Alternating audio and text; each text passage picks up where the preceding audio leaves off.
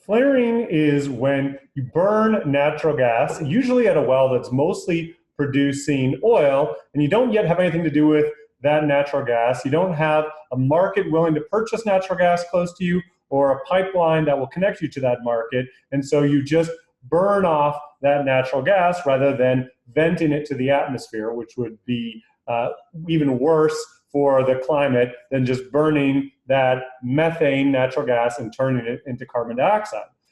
But flaring is become a huge problem in the United States, and particularly in Texas. And so let me talk a little bit about why it's such a big problem, how we can get more value, both environmental and economic, from our natural gas here in Texas and the United States, and how my plan to provide that value, limit flaring, and maximize the value of our oil and gas would work.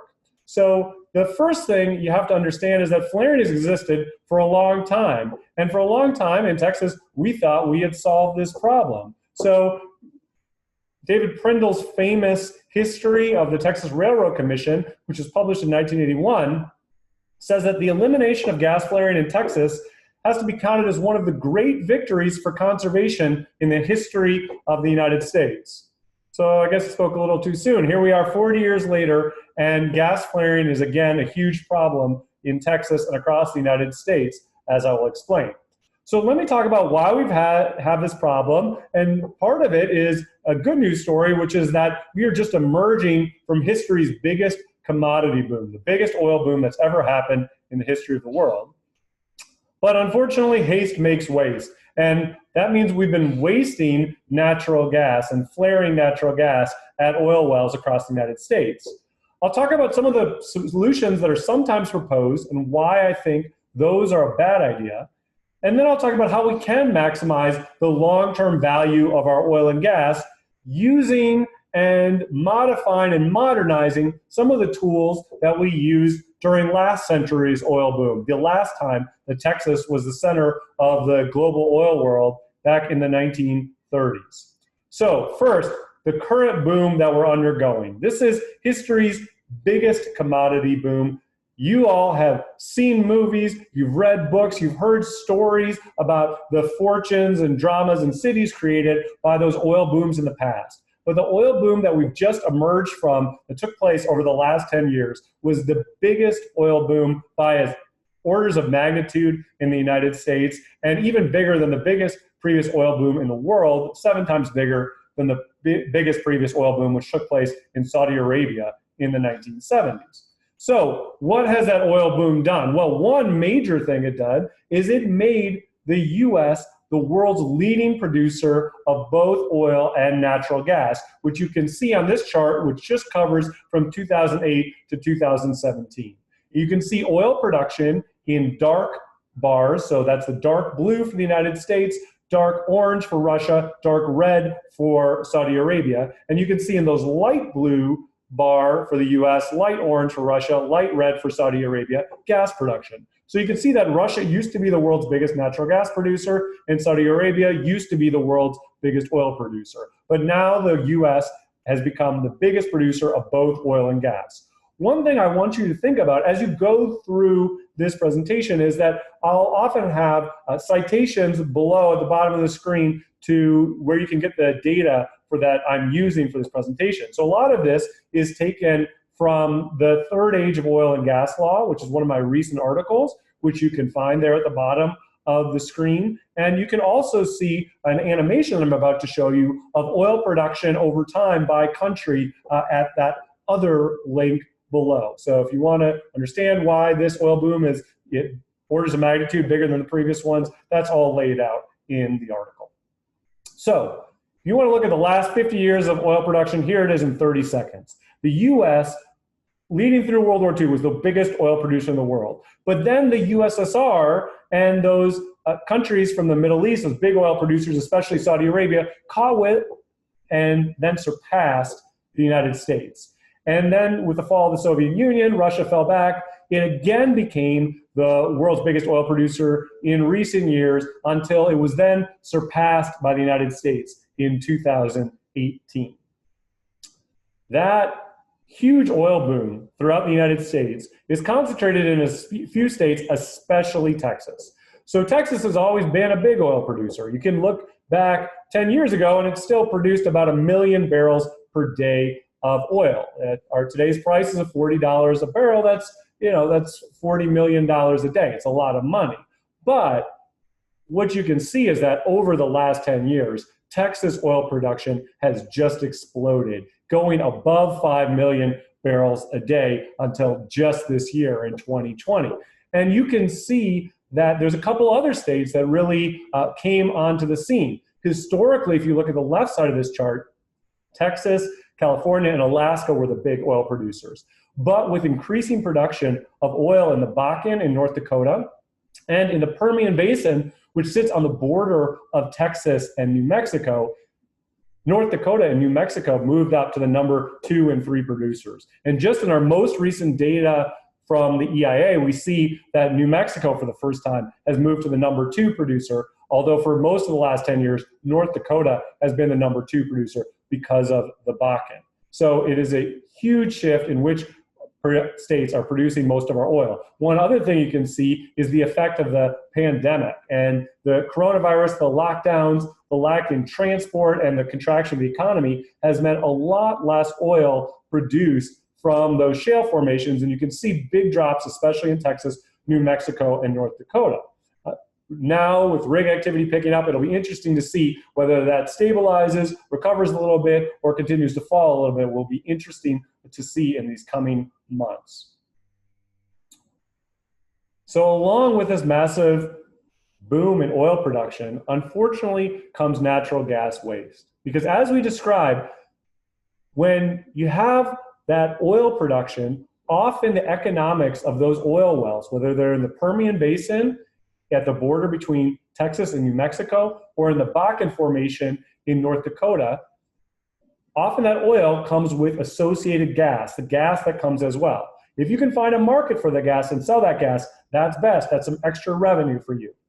But if there's nobody who wants to buy your natural gas, or there's no pipelines to get it to somebody who wants to buy your natural gas, you are forced to just burn it, flare it off if you want to keep producing the oil from that well.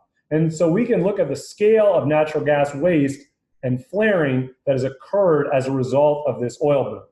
So first, let's take a picture of the United States at night. You can recognize on the left-hand side, you can see the US West Coast. On the right-hand side, you can see the Eastern Seaboard. You can see Chicago around the Great Lakes and Minneapolis just west of the Great Lakes. But what is that giant, looks like a city, circled in white? Now, I love North Dakota. I've been there many times. I can promise you when you drive through that area, there's no giant city. That is those hundreds and hundreds of oil wells that can't find a market for their natural gas. So instead of selling it, they're just burning it off. They're flaring that natural gas. And it's not just a problem in North Dakota. You can see how much flaring has happened in North Dakota in these charts. So if you look at the amount of total amount of flaring that's happened, you can see that in that yellow line on the chart on the left, which is generally going up apart from a small dip after oil prices crashed in 2015. What you can see on the right here is that the amount of percentage of natural gas that's flared has fallen a little bit, and that's good. But because more and more oil wells have been drilled, we still get more natural gas flared overall. So it's a big problem. And that problem extends to Texas as well. So here's a satellite image of Texas. And you can see those big cities. You can see Dallas. You can see Houston. You can see San Antonio. And you can see Austin. But again, you're seeing all the flaring that's happening in the areas of oil production. The easiest to see is probably that one on the border between Texas and New Mexico. Of course, that's the Permian Basin. Hundreds and hundreds of wells where their economics, they're drilling really to recover money from the oil, but they don't have a market for their natural gas, so they're just flaring it off. And if you look carefully, you can also see that in the Eagle Ford, south of San Antonio, there's a similar huge number, hundreds and hundreds of oil wells that are flaring gas night and day. So there is a huge amount of natural gas being flared in the United States right now. Now, if you look at just the Permian Basin, so Texas and New Mexico, what you can see is there's a huge amount of flaring, and it has continued to go up through the end of 2019. If you look at the statistics, now it's the case that both North Dakota and Texas flare more natural gas. They just waste and burn off more natural gas than several states use. In fact, they flare more natural gas than several countries use. So it's just a staggering waste of natural gas. And let me talk a little bit about why this is such a missed opportunity because of some of the economic and environmental benefits that natural gas could have. So first, what you see is, you might think, oh, it's no big waste to burn off this natural gas. After all, it's obviously worth nothing at the well. If the producers could be paid something for that natural gas, they'd be happy to sell it. They're burning it because it's not worth anything. But what I want to explain to you is why natural gas is so valuable in so many places throughout the world. And you can see that even in the United States, this is true. So this is a chart showing across 2018, 2019, the price of natural gas in different places throughout the US. And the first thing I want you to look at is the natural gas price at the Waha hub, which is in West Texas. And you can see there, because there's so much natural gas, they're just flaring it, so it's obviously worth zero at that wells. Sometimes that natural gas price has even gone negative. So you have to pay somebody to take your natural gas away, even if you can get it to the hub, from the oil well to the hub where it's sold. So you can see that the natural gas is worth very little in West Texas. By contrast, if you look everywhere else in the US, the natural gas is worth significantly more. So there's people who want that natural gas, there just aren't the pipelines to get them to it so that they can use it. Well, so why do folks want to use that natural gas? Well, there's huge benefits, as we'll describe. So one big benefit is one that they're seeing in Mexico. Natural gas is a reliable source of energy, can be ramped up and down, can pair with renewable sources like solar or wind that may go up and down during the day. You can just have the natural gas ramp up and down to provide reliable power. It's relatively affordable and it's very clean. So Texas has that reliable, clean, affordable power.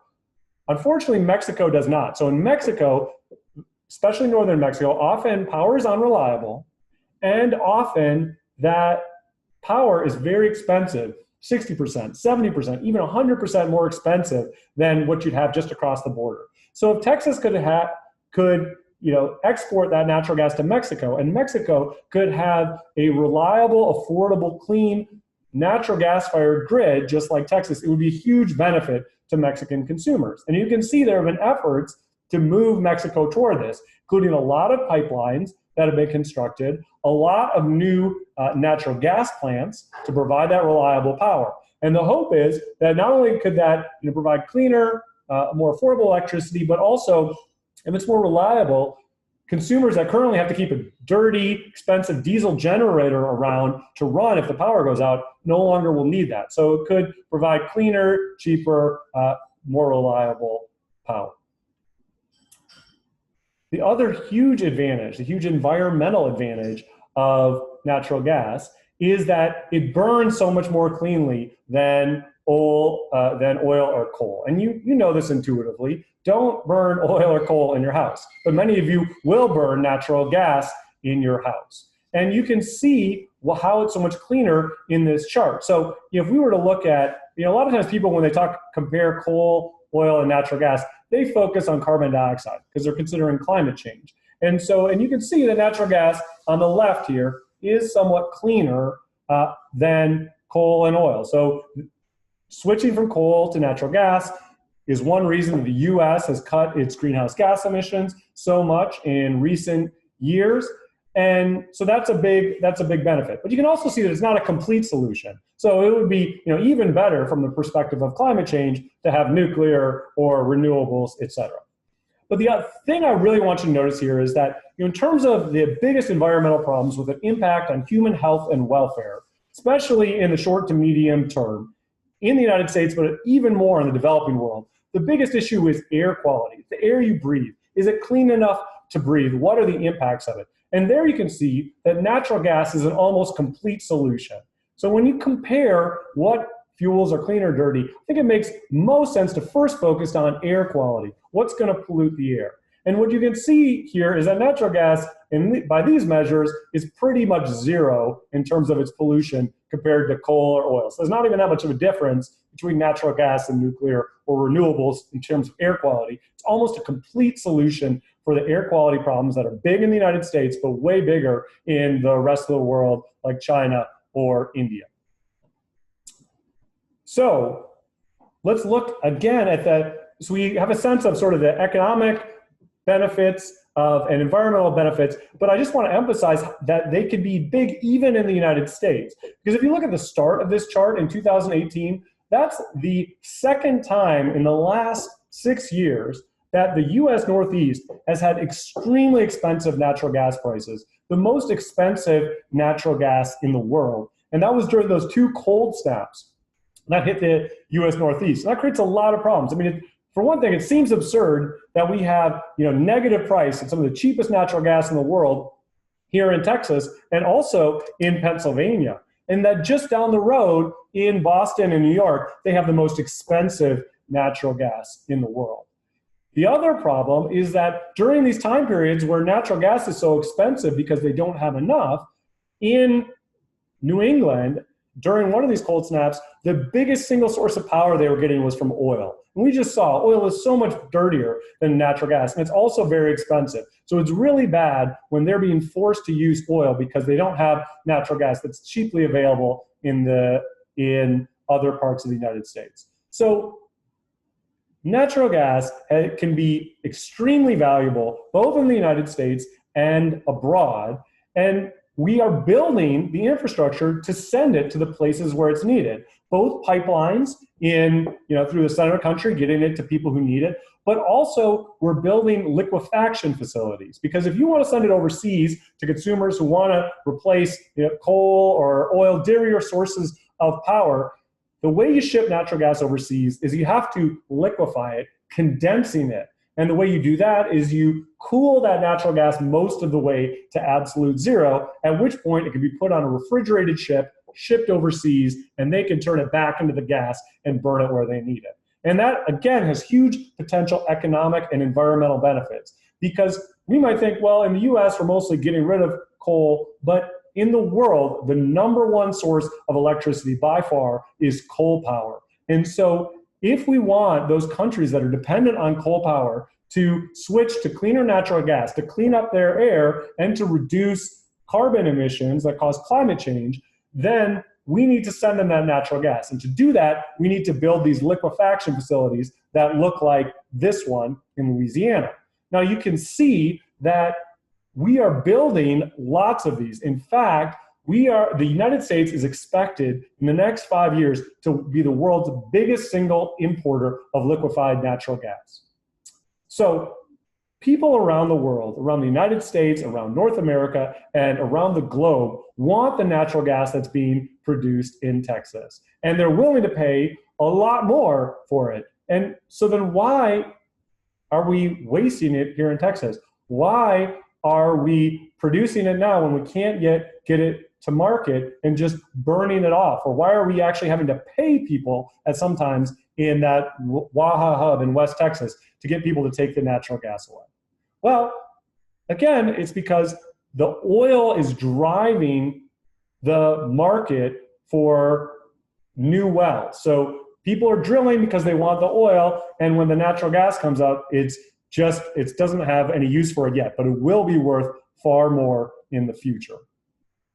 This has created this problem of consistently low natural gas prices across the United States. It's been gone back and forth a little bit with the pandemic, but we have much lower natural gas prices. So why not keep that oil and gas in the ground for a little bit until we can sell it at a much higher price to people who really want it and work and have an environmental benefit? Well, one solution to this problem that's been suggested is that we is maybe simple-minded. Let's just ban flaring. Let's forbid people from flaring natural gas. Until you found somebody to buy your natural gas, you can't produce that well. By the way, of course, that means you won't be able to produce the oil as well. Since the oil and gas come up together, you might either have to wait or find some way to build a pipeline and send that natural gas to a hub. That has been often proposed in both North Dakota and Texas. And that seems like a simple solution. Well, let me explain why I think it would be a mistake. It would both be economically devastating for the oil and gas industry, but it would also be environmentally counterproductive. And the basic reason for that is this. Natural gas, if it's worth something, if the price is higher, all the parties in the natural gas supply chain want to preserve it. So they won't want to flare at the well, they want to sell it to somebody for money. And the pipeline won't want any natural gas to leak. It wants to make sure it gets to the customer and it gets paid for it, right? So when natural gas is valuable, it is conserved and people are careful about it. The problem is, what would be the impact of a ban on flaring? Well, a straight ban on flaring would force those oil companies, when they drilled for oil, to ship that natural gas, even if it meant paying somebody to take it. And in fact, as they dumped more and more natural gas on the market, the natural gas prices would go further and further negative. Now, what does that do to the incentive to conserve natural gas for all the parties that handle it between that oil well and the ultimate consumer? Unfortunately, it gives them an incentive to lose that natural gas. You know, if a little bit of leaks, that's great because that's money you don't have to pay somebody to take away. If you vent a little bit, that's great. That's money you don't have to pay somebody to take away. If you can find a legal loophole to flare some of it, that's great. You don't have to find somebody to take it away. You don't have to pay somebody for that. And throughout the system, that creates an incentive to waste that natural gas. And it's even worse than flaring. Because remember, the reason we flare is because we want to burn that natural gas, turn it into carbon dioxide, because that is better for the climate than methane if we just vented it straight to the atmosphere. So if you encourage leaks and venting of straight methane, not flared, throughout the supply chain, that is a huge negative climate impact. In fact, methane has a 25 to 40 times as much of an impact as carbon dioxide. So even if you only cause a venting or leaking of a little bit of methane, that would entirely offset the benefit of stopping flaring. Now you might say, well, can't we just regulate harder throughout the supply chain? The problem is there are so many different parties throughout the supply chain. Regulators are going to be in a very difficult position if they're adversarial with every party rather leaking that methane to the atmosphere than paying somebody to take it away. It's very difficult. The regulatory system works much better if the producers of the natural gas have an incentive to conserve it. And so then the regulators can just focus on the few negligent actors who are nonetheless venting, leaking, etc. And you can see that flaring is not just at the well, it is a problem throughout the supply chain. A recent report showed that in the Permian, a large percentage of what was flared was actually at gas plants that were processing. And they said, well, look, this is basically worthless. What's the problem with flaring it? And so if you want to control the natural gas emissions throughout the whole supply chain, the best thing to do is increase the price of natural gas. Unfortunately, simple-minded solution of banning flaring would lower the price of natural gas. So how do we increase the price of natural gas? Well, that's what my solution is aimed at. And it's aimed at maximizing the long-term value of oil and gas, considering all of its impacts, its economic impacts and its environmental impacts. So to understand how you could do this, let's look at an example from Canada where they have started to do this. These examples are going to be a little complicated. I'm going to have to take you through a little bit of theory, but I want to explain why there is a way to increase the prices of oil and gas in a way that will help the oil industry and will help solve the environmental problem of flaring, as well as ensuring a long-term supply of natural gas for US customers. So let's look at this example of Alberta. And this is an example about oil, not gas.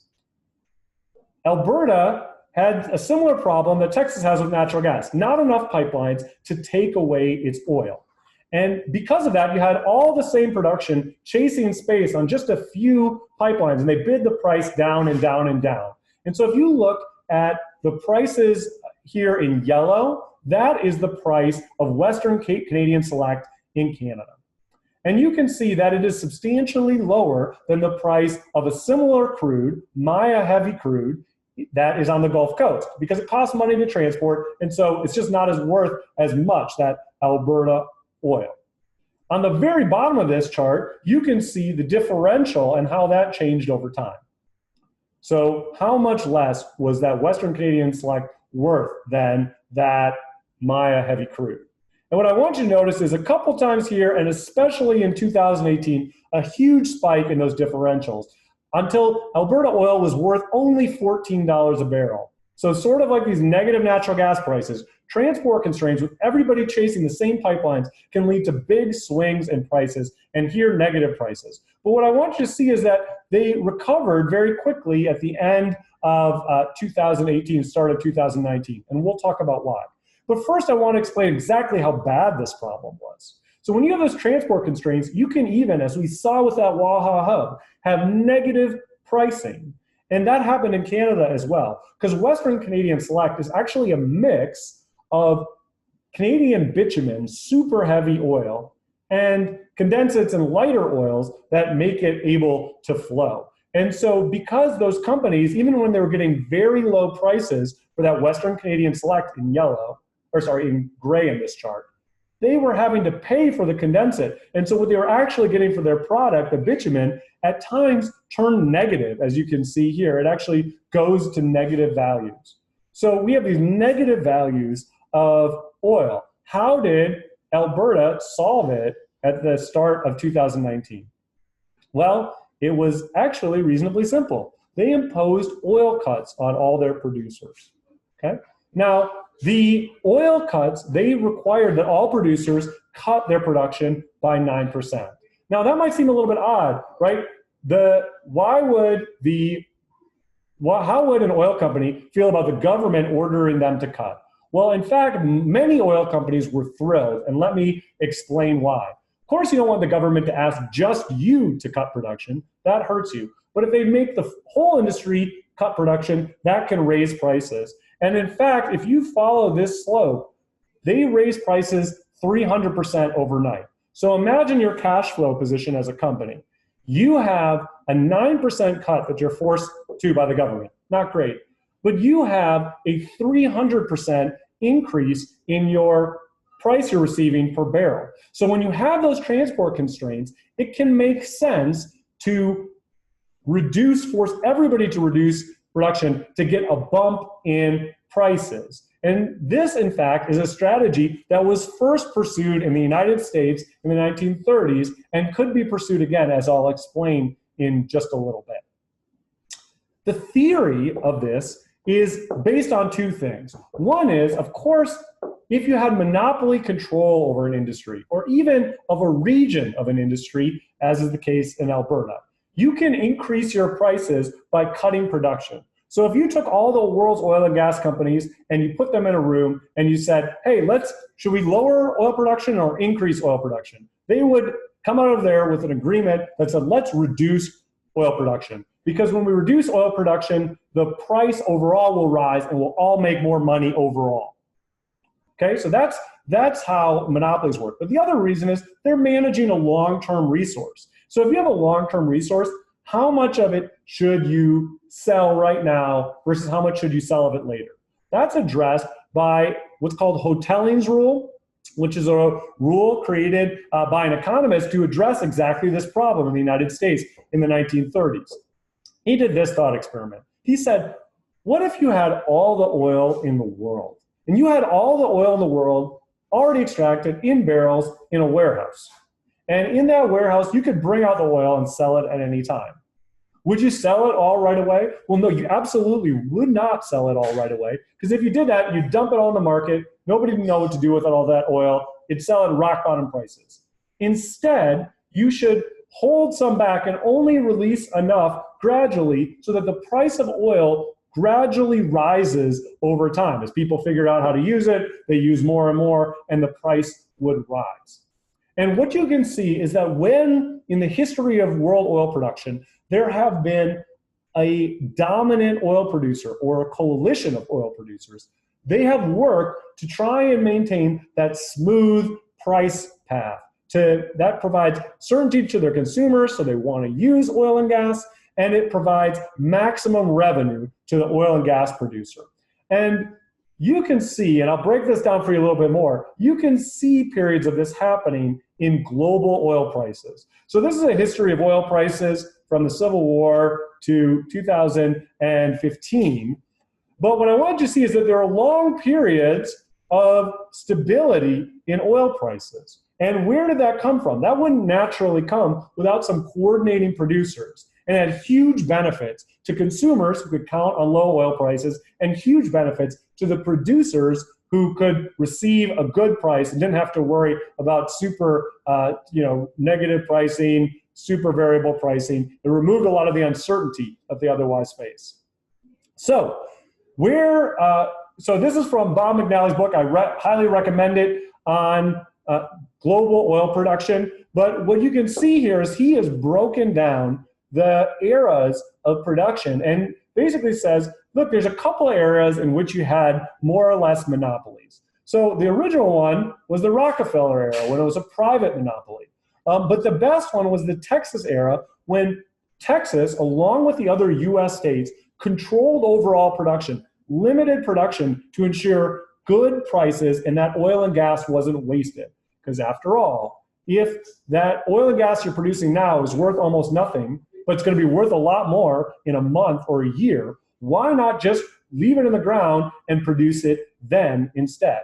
What you can see also is that there was a changing of the guard when, as I described, the Middle East became the center of world oil production in the 60s and 70s. Then the Organization of Petroleum Exporting Countries, OPEC, took over management of global oil supplies. And the reason they did that is they said, when they first thought of this idea of we should work together, it was based on Texas's idea. They said, we need a global Texas Railroad Commission, somebody to manage production to make sure that we don't produce too much now, that we keep our supplies so that we get maximum value for them overall.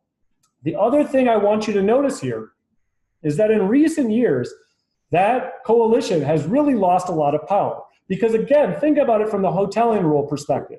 If you're just a single producer and you just have a couple barrels of oil in the garage, you just sell it right now. Because if you were to withhold it, that doesn't have any impact on prices. So there's no benefit for you in sitting and waiting. But if you can coordinate a large share of production, probably not the whole thing, but a large share of production, like Texas did when it was 30% of global oil markets, or the US did when it was 60 to 70% of global oil markets, then it's worthwhile to hold back production to get more over time. And the problem is that the OPEC era ended when OPEC stopped being such a big percentage of global production. And that has been an increasing problem in recent years as the US has again moved to be the dominant producer. OPEC now says, wait a second, I'm not even a dominant producer anymore. I can't control production from everybody. So it may not be worth my while to try and restrain my production for higher prices, because that just means the US will produce more. In fact, if you can see on the most recent data, the US is just head and shoulders above all the world's other oil producers. So I find it somewhat comical sometimes when US oil producers say, hey, Saudi Arabia should really cut back its production. All the OPEC members should cut back their production. I mean, the US, who are the OPEC members? They're all listed on this slide. I mean, look at these, like Equatorial Guinea, that produces less than 1% of what the US produces. Angola, less than 10%. So the US is asking all these tiny little producers that form part of OPEC to cut their production while it's not willing to cut its production by itself. So ultimately, if we're going to have that kind of global restraint that lowers oil production a bit so that we get higher prices, get more value for our oil and gas resources, ultimately, the US is going to have to show a little cooperation to induce cooperation from OPEC and Russia, who are sitting there looking at the US's unrestrained, record-breaking production and wondering why they should keep cutting their oil production. Okay, so how could the US do that? Well, it's a little bit different for the US because the US is dealing with so many private oil companies. It's harder for the US to cut its production.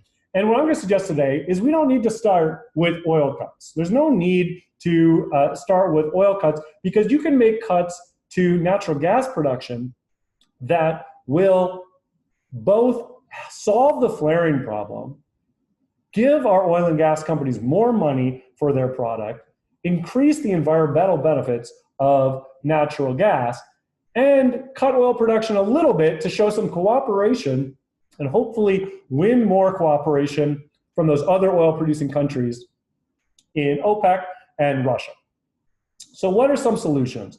Well, they're the same solutions that were developed when the US dominated global oil markets. As I said, the US sometimes produced as much as 70% of global oil. And that didn't really change till after World War II when new supplies came online in the USSR and in Saudi Arabia. But during that period of dominant US oil production, the way it worked was this. The federal government negotiating with the states would all figure out how much oil the US should produce overall to maximize the ultimate benefit from its oil and gas resources. And they worked with the states to figure out how much each state should produce, and then each state made sure that this would be done. Now, it wasn't binding, but the state stuck to it because it produced the most revenue for their oil and gas.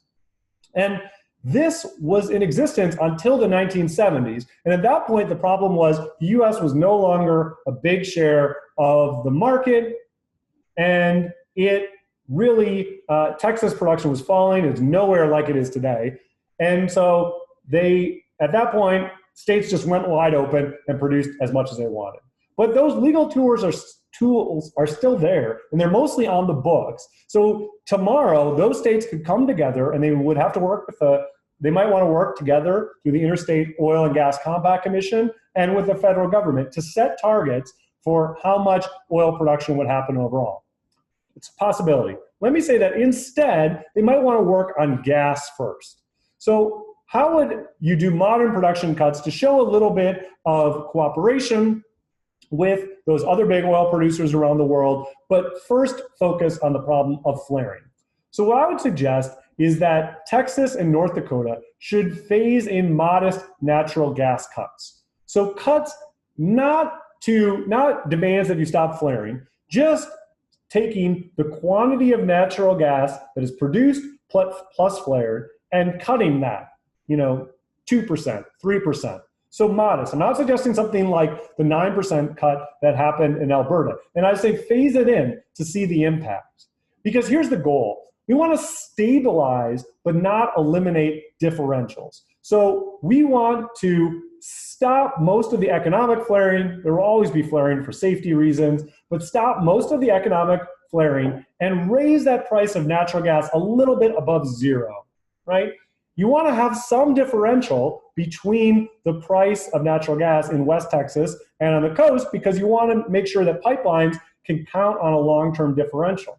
In fact, this should actually be good for pipelines because they can say, okay, before there was a great, huge differential with negative prices one place and positive the other, but I didn't know how long it would last because they're just burning off natural gas like there's no tomorrow. Who knows if those supplies will go away and they'll equalize again. But by constraining natural gas production a little bit, you'll maintain a differential that can support the long-term investment needed for a pipeline. Also, you don't want to raise natural gas prices too much. Obviously, if you raise them too much, that could have a negative impact on consumers. But consumers receive no benefit from the vast quantities of natural gas that's being flared. That doesn't help anybody. So instead, what you want to do is have slightly higher, but not high, still low prices, so that consumers can count on that long-term supply. And like the pipelines, they might like to know that you're not just burning off all the natural gas now, that low-price natural gas will be there for a while. Now, here's how these gas cuts help with the oil coordination problem. Those gas cuts will slightly lower oil production as well. Because remember, if you have to cut your natural gas, usually the easiest way to do that is don't drill for oil, right? Or throttle back your well so you get a little less oil and gas because they come up together mixed. So you'd have a slight reduction in oil production. And so the US could advertise that to OPEC and to the other producers as this is our first time making oil production cuts since the 70s. This is a really big step. And by cutting gas, we're cutting oil production a little bit. We're constraining, can you cut your oil production more? And that would, of course, have a slight negative impact on oil and gas, just like the 9% cut in Alberta. But it would also raise oil prices because, as we saw with Alberta, oil prices, people often think of them as just global, but in fact, they differ from place to place. And so if you could have higher oil prices, then you could make a little bit, similar money, even if you had to cut production a little bit. Finally, you could allow trading so that if there's a company that it would really hurt to cut their production, they could instead pay others to cut their production more. If you'd like to read about this, these are very complicated ideas. You can check out this article that I've written that is focused on this issue specifically, about 50 pages, lays out the history and theory of how production cuts are used, how they should be used in the United States to protect both our economy and our environment. And if you want to see a shorter version of it, you can read these op-eds. The first one is in the Dallas Morning News. The second one is in the Austin Statesman. Finally, if you'd like to see the slides, they're available at this link below. And you can also hear me talking about this on my podcast, which I did for energytradeoffs.com, and see me writing about this on Twitter at EnergyLawProf or on my blog, which is energylawprof.com. Thank you so much.